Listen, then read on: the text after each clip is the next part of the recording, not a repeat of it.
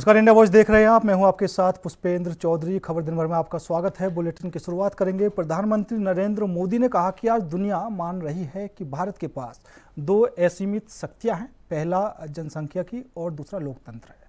युवाओं का यह सामर्थ्य हमारे भारत के उज्जवल भविष्य की सबसे बड़ी पूंजी भी है और सबसे बड़ी गारंटी भी है। हमारी सरकार इसी पूंजी को समृद्धि का सत्र बनाने में दिन रात जुटी हुई है।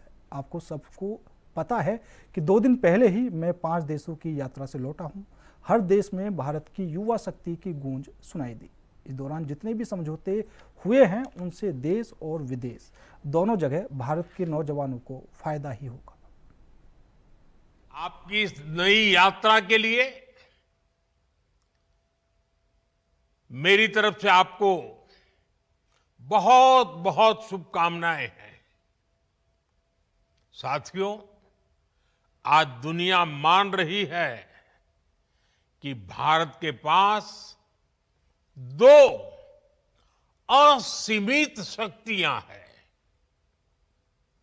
एक डेमोग्राफी, दूसरी डेमोक्रेसी, यानी सबसे बड़ी युवा आबादी और सबसे बड़ा लोकतंत्र। युवाओं का यह सामर्थ्य हमारी भारत के उज्जवल भविष्य की सबसे बड़ी पूंजी भी है और सबसे बड़ी गारंटी भी है। और हमारी सरकार इसी पूंजी को समृद्धि का सूत्र बनाने में दिन रात जुटी है। आप सबको पता है, 2 दिन पहले ही मैं 5 देशों की यात्रा कर करके लौटा हूं। हर देश में भारत की युवा शक्ति की गूंज सुनाई दी। इस दौरान जितने भी समझौते हुए हैं उनसे देश और विदेश दोनों जगह भारत के नौजवानों को फायदा होना ही है। Defence, pharma, digital technology, energy, rare earth, minerals, ऐसे कई सेक्टर्स में हुए समझौतों से भारत को आने वाले दिनों में बहुत बड़ा फायदा होगा। भारत के मैन्युफैक्चरिंग और सर्विस सेक्टर को बहुत बल मिलेगा। साथियों, बदलते हुए समय के साथ 21वीं सदी में नेचर ऑफ जॉब भी बदल रहा है। नए नए सेक्टर्स भी उभर रहे हैं। इसलिए बीते दशक में भारत का जोर अपने युवाओं को इसके लिए तैयार करने का है और इसके लिए अहम निर्णय भी लिए गए हैं। आधुनिक जरूरतों को देखते हुए आधुनिक नीतियां भी बनाई गई हैं। स्टार्टअप्स, इनोवेशन और रिसर्च का जो इकोसिस्टम आज देश में बन रहा है, वो देश के युवाओं का सामर्थ्य बढ़ा रहा है। आज जब मैं नौजवानों को देखता हूं कि वे अपना स्टार्टअप शुरू करना चाहते हैं, तो मेरा भी आत्मविश्वास बढ़ जाता है। और अभी हमारे डॉक्टर जितेंद्र सिंह जी ने स्टार्टअप के विषय में विस्तार से कुछ आंकड़े भी बताए आपको सामने। मुझे खुशी होती है कि मेरे देश का नौजवान बड़े विजन के साथ तेज गति से मक्कमता के साथ आगे बढ़ रहा है। वो कुछ नया करना चाहता है। साथियों, भारत सरकार का जोर प्राइवेट सेक्टर में रोजगार के नए अवसरों के निर्माण पर भी है। हाल ही में सरकार ने एक नई स्कीम को मंजूरी दी है, एम्प्लॉयमेंट लिंक इंसेंटिव स्कीम। इस योजना के तहत सरकार प्राइवेट सेक्टर में पहली बार रोजगार पाने वाले युवा को 15,000 रुपये देगी। यानी पहली नौकरी की पहली सैलरी में सरकार अपना योगदान देगी। इसके लिए सरकार ने करीब 1 लाख करोड़ रुपए का बजट बनाया है। इस स्कीम से लगभग 3.5 करोड़ नए रोजगार के निर्माण में मदद मिलेगी। साथियों, आज भारत की एक बहुत बड़ी ताकत हमारा मैन्युफैक्चरिंग सेक्टर है। मैन्युफैक्चरिंग में बहुत बड़ी संख्या में नई नई जॉब्स बन रही है। बढ़ते अगली खबर की ओर। उत्तर प्रदेश के मुख्यमंत्री योगी आदित्यनाथ ने कहा कि सनातन धर्म की रक्षा के लिए गुरु तेग बहादुर महाराज ने शहादत दी थी। इस यात्रा और कार्यक्रमों के माध्यम से 350 सालों के पूरे इतिहास को एक जीवंत प्रदान की जा रही है। वह कैसा कालखंड रहा होगा जब औरंगजेब जैसा क्रूर और बर्बर शासक रहा हो। उस समय हर जगह से अत्याचार के समाचार आते थे। औरंगजेब का उद्देश्य था कि सनातन धर्म को समाप्त किया जाए। वह इस्लामीकरण के जिस बड़े अभियान को लेकर आगे बढ़ा, उसमें उसे सबसे पहले चुनौती गुरु तेग बहादुर महाराज ने ही दी थी। आपकी ये यात्रा गुरु तेग बहादुर जी महाराज के बलिदान की स्मृति को जीवंत बनाए रखने, आने वाली पीढ़ी को और वर्तमान पीढ़ी के लिए एक नई प्रेरणा है और इसीलिए बलिदान संदेश यात्रा है। पूरे देश के अंदर गुरु तेग बहादुर जी महाराज की 350वीं शहीदी दिवस कार्यक्रम के बारे में एक नया उत्साह, एक नया उमंग है। देश भर में बड़े बड़े आयोजन होने हैं। उत्तर प्रदेश में भी हमारी कमेटी इसके लिए कार्य कर रही है और 350वीं शहीदी दिवस कार्यक्रम का पहला कार्यक्रम आज उत्तर प्रदेश की राजधानी लखनऊ से दिल्ली के उस ऐतिहासिक गुरुद्वारे के लिए प्रस्थान करने जा रही है, जहां पर सनातन धर्म की रक्षा के लिए गुरु तेग बहादुर जी महाराज ने अपना शहादत दिया था। यानी 350 वर्षों के इस पूरे इतिहास को एक जीवंतता प्रदान कर रहे हैं इस यात्रा के माध्यम से, इन कार्यक्रमों के माध्यम से। कैसा कालखंड रहा होगा जब उस समय औरंगजेब जैसा क्रूर और बर्बर शासक रहा हो और उस समय सनातन धर्म पर हो रहे हमलों को ध्यान में रख करके एक जगह नहीं, हर जगह से अत्याचार के समाचार आते थे। औरंगजेब ने तो एक संदेश ही, एक इस प्रकार का एक उसका उद्देश्य ही था, किसी प्रकार से तिलक और जनेऊ को समाप्त करके सनातन धर्म को हमेशा के लिए समाप्त करो। इस्लामीकरण के जिस बड़े अभियान को लेकर के आगे बढ़ा था, उसमें सबसे पहले चुनौती उसको किसी ने दी थी? गुरु तेग बहादुर जी महाराज ने दी। आप याद करिए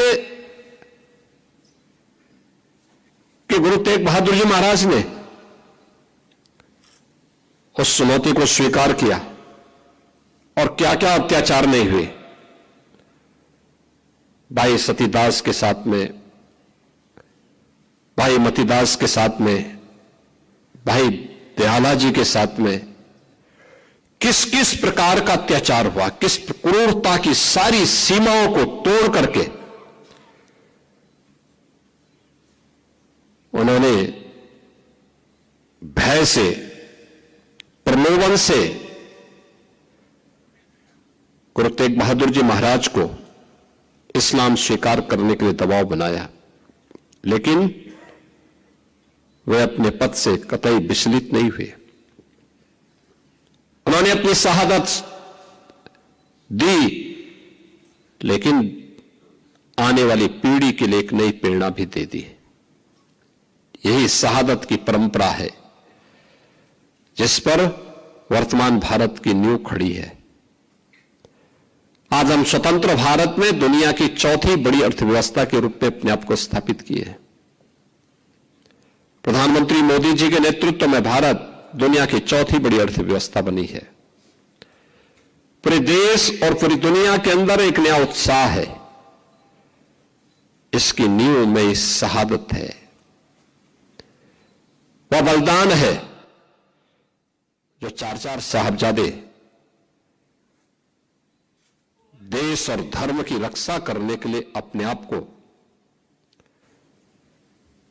बलिदान करने में संकोच नहीं करते।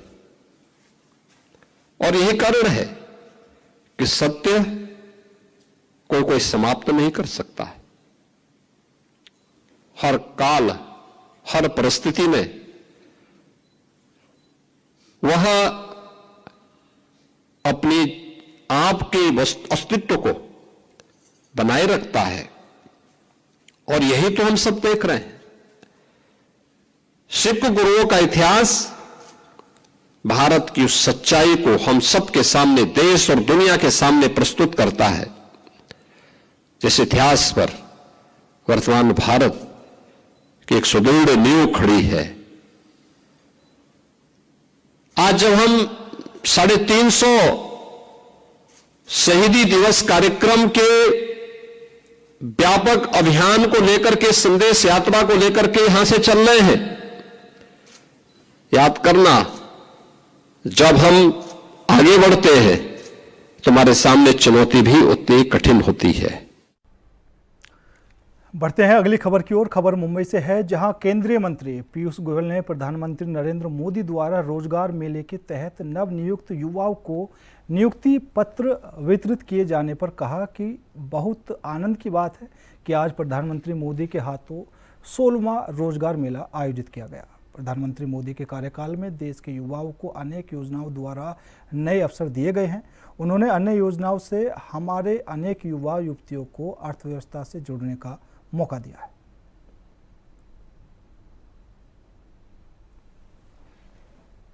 माननीय प्रधानमंत्री नरेंद्र मोदी जी के कर कमलों द्वारा आयोजित किया गया रेलवे के सभी अधिकारियों का धन्यवाद करता हूँ। बहुत अच्छा सुंदर आयोजन उन्होंने किया और सभी 51,000 से अधिक हमारे युवा साथी जो आज परमानेंट नौकरी के साथ केंद्र सरकार के साथ जुड़े हैं, सभी को दिल की गहराइयों से बधाई देना चाहता हूँ।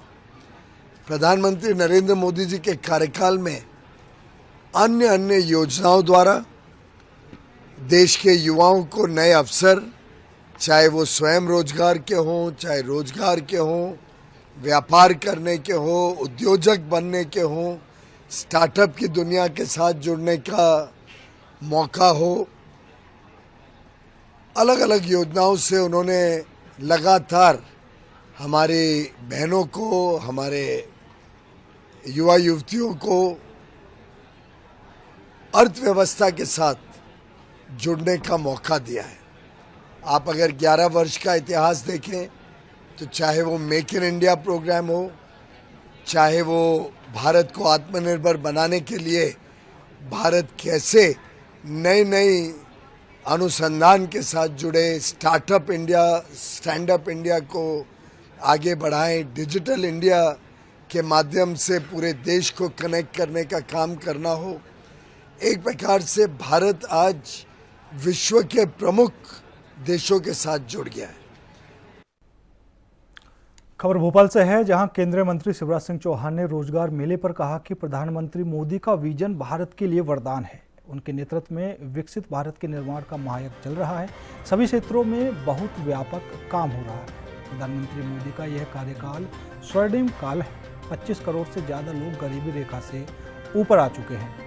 उन्होंने गरीबी को जड़ से खत्म कर दिया। श्रीमान नरेंद्र मोदी जी का विजन भारत के लिए वरदान है। विकसित भारत के निर्माण का महायज्ञ उनके नेतृत्व में चल रहा है। सभी क्षेत्रों में बहुत व्यापक काम हो रहा है। लेकिन रोजगार की दृष्टि से देखें तो मोदी जी का ये कार्यकाल स्वर्णिम काल है।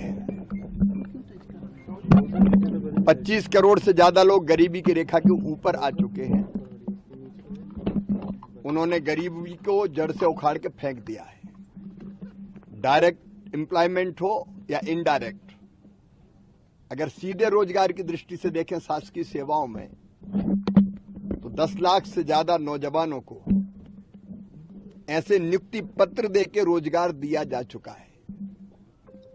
उनमें से 51,000 को आज, 51,200 से ज्यादा रेलवे सहित विभिन्न विभागों में सीधे शासकीय सेवा में सम्मिलित किया गया है, और वो भी बिना पर्ची और बिना खर्ची के। मतलब पूरी तरह से ट्रांसपेरेंट, योग्यता के आधार पर। इन सब नौजवानों को बहुत शुभकामनाएं। ये रोजगार केवल इनके लिए नहीं है, विकसित भारत के निर्माण में ये भी प्रधानमंत्री जी के सहयोगी के रूप में दिन और रात काम करेंगे। और प्रधानमंत्री जी के इस विजन के लिए बढ़ते हैं अगली खबर की ओर। दिल्ली की मुख्यमंत्री रेखा गुप्ता ने कहा कि कावड़ के कार्यक्रम को लेकर सभी अधिकारियों के साथ बैठक हुई और रामलीला पर भी चर्चा की गई। इस बार दिल्ली सरकार ने जो कावड़ के विषय पर काम किया वह अपने आप में बहुत अभूतपूर्व रहा। पहले की सरकारों ने 170 संस्थाओं को ग्रांट दिया, जिसमें ऊपर से 100 रुपये चलते थे और नीचे शायद 10 रुपये भी नहीं पहुंचते थे। कई सालों तक बिल का भुगतान नहीं होता था। आज भी कई बिल पेंडिंग पड़े हैं। इस बार 374 संस्थाओं ने सहभागिता की। आज सभी संस्थाओं ने अर्जी दी है। सरकार के पास पूरी सूची है। आज कावड़ के कार्यक्रम को लेकर के भी सभी अधिकारियों के साथ में बैठना हुआ और रामलीलाओं के लिए भी सारा विषय हुआ। और मैं बड़ी खुशी के साथ में ये बताना चाहती हूँ कि दिल्ली सरकार जिस परिपाटी पे चल रही है, पुरानी सरकारों के भ्रष्टाचार की प्रथा तोड़ते हुए, उनकी अव्यवस्थाओं की प्रथा तोड़ते हुए, जनता को तकलीफ देने की प्रथाएं तोड़ते हुए, इस बार दिल्ली सरकार ने जो कावड़ विषय पे काम किया वो अपने आप में बहुत ही अभूतपूर्व रहा। पहले सरकार 170 संस्थाओं को उन्होंने ग्रांट दी। ग्रांट भी क्या दी, टेंट इत्यादि लगवाते थे, जिसमें ऊपर से 100 रुपये चलते थे और नीचे शायद 10 रुपये भी पहुंचते नहीं थे। और उसके लिए भी लोग इंतजार करते थे, आखिरी दिन तक तड़पते रहते थे कि मेरा टेंट लगना शुरू नहीं हुआ। और कार्यक्रम खत्म होने के बाद कई साल तक बिलों की पेमेंट नहीं होती थी। आज तक भी पिछले 4-5 साल के बिल पेंडिंग है, पेमेंट नहीं हुई है और कहीं पे कुछ ज़्यादा ही हो गई है। इस बार सरकार ने जिस प्रकार से प्लान किया उसमें मुझे खुशी है ये बताते हुए कि 374 संस्थाओं ने उसमें सहभागिता की, जिन्हें हमने सैंक्शन किया। वो सभी संस्थाएं रजिस्टर्ड हो, इसके लिए हमने कंफर्मेशन किया और एक दिन में भी संस्थाओं को रजिस्टर करके उनकी फॉर्मेलिटीज़ पूरी कराई गई। सिंगल विंडो सिस्टम दिया गया एक भी संस्था की परमिशन रुकी नहीं। मात्र 48 से 60 घंटे में संस्थाओं को परमिशन मिल गई। किसी को धक्के खाने की जरूरत नहीं हुई, अलग अलग एजेंसियों के पास जाने की जरूरत नहीं हुई। आज की डेट में सभी संस्थाएं अपने अकाउंट के साथ, अपनी रजिस्ट्रेशन सर्टिफिकेट के साथ में सरकार के पास पूरी तरीके से अप्लाई कर चुकी हैं। सरकार के पास उनकी पूरी लिस्टिंग है, किस कैटेगरी में कौन सी संस्था आ रही है, वो सारी तैयारियां हो चुकी हैं। हमारी शौचालयों की व्यवस्था जो हम कावड़ कैंपों में देने वाले हैं, उनकी सारी तैयारी हो गई है। सरकार खुद इन सारे शौचालय जितने हमारे पास हैं और जितनों की जरूरत है उन सबको हायर करके, एक और अच्छी बात हमने जोड़ी, फुल टाइम सफाई कर्मचारी 24 घंटे के हम इन शौचालयों पे दे रहे हैं। बिजली 1200 यूनिट तक जो हमने कावड़ कैंपों के लिए फ्री करी, जनता बहुत खुश है। आज उनको मीटर अप्लाई करने में कोई दिक्कत नहीं हुई, उनके मीटर समय से लग गए। उनको रेंट जो है उसका जो सिक्योरिटी अमाउंट था वो 25% देना पड़ा। एक बड़ा खर्चा जो संस्थाओं का होता था वो छूट गया और 1200 यूनिट बिजली जो उनको दी जा रही है ये उनके लिए एक बहुत बड़ी सुविधा थी। हर कावड़ कैंप में हेल्थ की टीमें पूरी तरीके से सजग हो गई है। वहाँ पे कोऑर्डिनेशन हो गया है कि कौन से हॉस्पिटल की टीम किस कावड़ कैंप में रहने वाली है।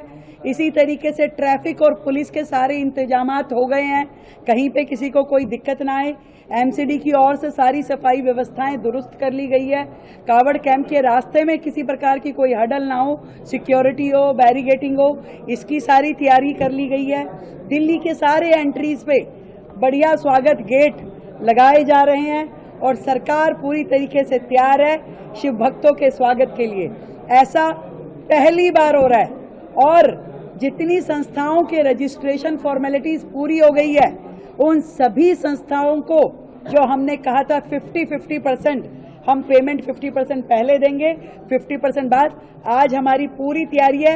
एक बटन दबाते ही हम इन संस्थाओं को 50% पेमेंट जो हमें पहले करनी है वो करने की हमारी पूरी तैयारी है, जो कि हम ये लिस्ट पूरी होते ही तुरंत इनको निष्पादन कर देंगे। तो इसी तरीके से रामलीला के भी सभी लोगों को, जो दिल्ली रामलीला संघ है जो पूरी रामलीलाओं से जुड़ा है, उनको बुला के आज हमने उनकी समस्याएं सुनी हैं और इसी तरीके से, इसी स्पीड में, इसी व्यवस्था के साथ रामलीलाओं के लिए भी पूरा काम दिल्ली सरकार करेगी। ना किसी राम भक्त को दिक्कत आए, ना किसी शिव भक्त को दिक्कत आए और पूरी की पूरी दिल्ली ये उत्सव का समय बड़ी खुशी से मनाए, यही हमारी तैयारी है, यही हमारी कमिटमेंट। आरजेडी नेता तेजस्वी यादव ने कहा कि सीट बंटवारे को लेकर चर्चा लगातार जारी है। केंद्रीय मंत्री चिराग पासवान को जान से मारने की धमकी पर उन्होंने कहा कि जाकर के प्रधानमंत्री से बोलिए कि जंगल राज आ गया है। हम लोगों ने किया है और बिहार के लिए लड़ाई लड़नी है, बिहार को आगे बढ़ाना है, एक नया बिहार बनाना है। तो हर एक विषयों पे हम लोगों ने चर्चा की है और बड़ी अच्छी मीटिंग रही, काफी लंबी बैठक चली। सीट शेयरिंग को लेकर के भी चर्चा है। हाँ, सीट शेयरिंग पे भी बातचीत। हाँ, बातचीत शुरू है, बातचीत शुरू। चिराग पासवान को धमकी मिली है, चिराग पासवान को भी धमकी मिली है। सर, नगर निगम आयुक्त की बैठक में जो हथियार है वो निकाल दिए गए हैं, कमिश्नर इस बात को खुद एक्सेप्ट कर रहा है। अब ये तो जांच का विषय है। लॉ एंड ऑर्डर तो बिहार में अब लॉ एंड ऑर्डर कहाँ रह गया? क्रिमिनल डिसऑर्डर जो है एकदम हो चुका है। कोई सुनने वाला, देखने वाला बिहार में नहीं रह गया है। लोग जो है मारे जा रहे हैं, कोई सुनवाई, कोई कार्रवाई नहीं हो रहा। लोग परेशान हैं, लोग सहमे हुए हैं। डेली गोलियां चल रही है, डेली किसी न किसी की हत्या हो रही है। कहाँ है प्रशासन, शासन, सुशासन? सब लोग, अब इनको लग रहा कि जाने वाले हैं, सब लोग लूट घसोट में लगा हुआ। ना कलची सरकार, ना कोई विजन है, ना कुछ है। जो तेजस्वी ने कहा उसी को घोषणा किए जा रहे हैं। ये तो सब करेंगे ये लोग, इनके पास अपना कोई विजन नहीं है ना। आप समझ गए ना, 5 लाख नौकरी कैसे दिए हम। क्या लग रहा है माई बहन मान योजना कभी कॉपी किया एकदम होगा, सब होगा। खैर छोड़िए, हम लोगों के पास इतने सारी चीजें हैं करने को। बिहार को आगे बढ़ाने के लिए रास्ता है, रोड मैप है, आगे और जनता के सामने हम लोग पेश करेंगे। प्रशासन कमजोर हो गई है, इस वजह से अपराध बढ़ रहे हैं। प्रशासन है ही नहीं, बिहार में गवर्नमेंट ही नहीं है। जनसुराज पार्टी के संस्थापक प्रशांत किशोर ने कहा कि बिहार में लोग 100 यूनिट फ्री बिजली से ज़्यादा स्मार्ट मीटर से छुटकारा चाहते हैं। प्रीपेड के जरिए समाज से पैसे वसूले जा रहे हैं। मंत्री लोगों के घरों में प्रीपेड मीटर नहीं लगा रहे, लेकिन प्रीपेड मीटर के आधार पर गरीब जनता की बिजली काटी जा रही है। 100 यूनिट बिजली फ्री मिले या ना मिले, बिजली का बिल गलत आ रहा है, वो रुकना चाहिए और प्रीपेड की व्यवस्था खत्म होकर पोस्टपेड की व्यवस्था शुरू होनी चाहिए।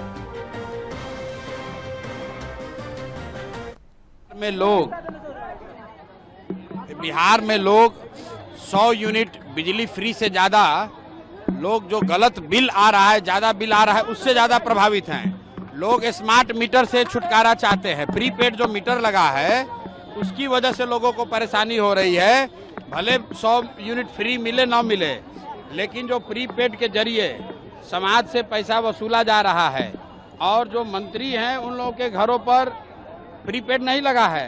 गरीब जनता का बिजली काटा जा रहा है प्रीपेड मीटर के आधार पर। जनता उससे परेशान है। 100 यूनिट बिजली फ्री मिले या ना मिले, बिजली का बिल गलत आ रहा है, वो रुकना चाहिए और प्रीपेड की व्यवस्था खत्म होकर पोस्टपेड की व्यवस्था होनी चाहिए।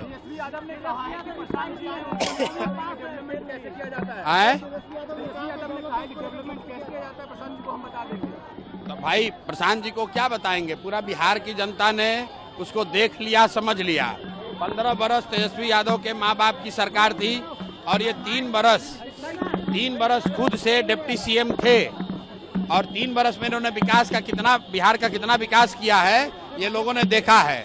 ये लोग विशुद्ध तौर पर कंबल ओढ़कर जनता को बेवकूफ बना रहे हैं और जनता से वोट लेना चाहते हैं। सबको मालूम है कि 18 साल राजद का जब सरकार रहा है, 15 साल बिहार में जंगल राज था। बिहार में कितना विकास हुआ है वो एक एक आदमी को मालूम है। फिलहाल मेरे साथ इस बुलेटिन में इतना ही। बाकी देश और दुनिया की तमाम खबरों के लिए देखते रहिए इंडिया वॉइस।